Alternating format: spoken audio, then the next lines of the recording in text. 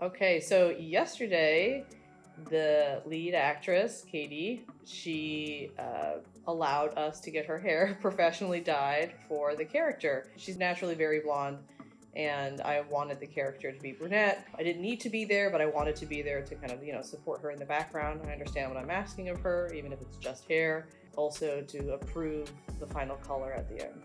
The significance of changing the character's hair is just one, trying to match the story as much as possible to what really happened. So our terminal is based off of true events of something that I did when I was 16. The main focus for that was to find a character of similar ethnicity, which I auditioned a wide variety of women, and at the end of the day was just captivated and sold by Katie's performance time and time again, as well as, just her interactions and kind of energies, as I said before, just with all the other girls. So at this point, I didn't really need to change her hair to brunette, but it kind of was just also more of a fun thing. I've worked with Katie before in one of my other films. I mean, she's a great talent, so she has worked on quite a few FSU films while she's been an undergraduate student at Florida State. So I was just, at this point, it was just more of just like let's just be wild and do something different. She will feel a little bit different when she looks at herself in the mirror. And I'm curious to see how that affects her performance. But really, it was just more of like, why not is the question. And I couldn't think of a reason. And she said yes, so that's all that mattered.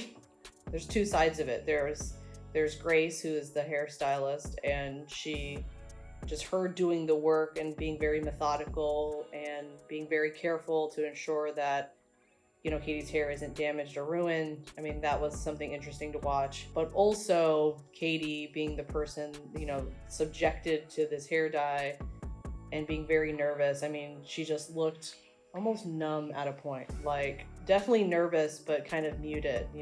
She's committed to it. And you could see that. It was kind of like she was just going in despite what she may be nervous about. About midway, when we rinsed the dye the first time, she was actually still very blonde.